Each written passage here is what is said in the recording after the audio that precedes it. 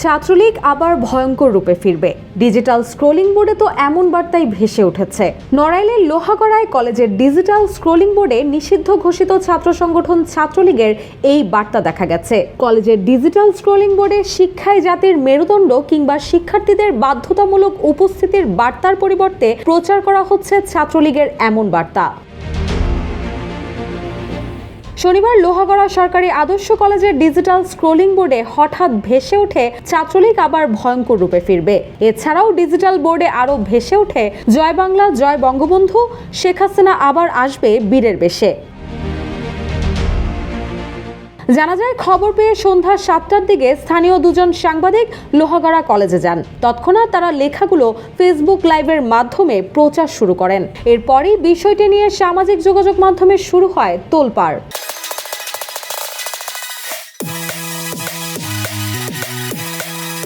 এদিকে খবর পেয়ে ও বিষয়টি ফেসবুক লাইভে দেখে প্রশাসন সহ বিএনপি ও তার অঙ্গ সংগঠন তৎপর হয়ে ওঠে।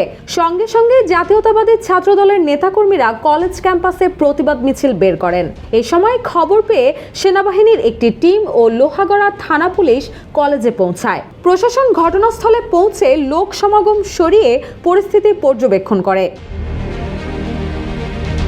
এ বিষয়ে লোহাগড়া থানার ওসি আব্দুল্লাহ আল মামুন জানান, বিষয়টি তদন্ত করে দেখা হচ্ছে, পরবর্তীতে আইনগত ব্যবস্থা নেওয়া হবে। তিনি আরো বলেন, ঘটনা তদন্তে কলেজের দুজন কম্পিউটার অপারেটর ও নাইট গার্ডকে জিজ্ঞাসাবাদ করা হচ্ছে। অন্যদিকে লোহাগড়া সরকারি আদর্শ কলেজের ভারপ্রাপ্ত অধ্যক্ষ কামরুন নাহার লিনা জানান, সেনাবাহিনীর সদস্যরা চলে গেছেন, পুলিশ প্রশাসন বিষয়টি তদন্ত করছে। সূত্র জানায়, নিষিদ্ধ ছাত্রলীগের এমন প্রচারে রাজনৈতিক মহল ও প্রশাসনে তোলপাড়ের সৃষ্টি হয়। এর আগে Rajshahi college, Khulna rail station, Chuadanga Andulbaria বালিকা সরকারি প্রাথমিক বিদ্যালয় সহ বিভিন্ন জায়গার ডিজিটাল স্ক্রোলিং বোর্ডের মাধ্যমে ছাত্রলীগ আবার ভয়ঙ্কর রূপে ফেরার হুঁশিয়ারি দিয়েছে নিষিদ্ধ ঘোষিত এই সংগঠন।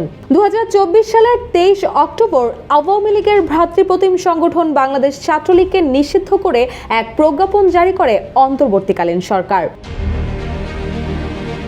রুশা সুর, জয় জয় দিন।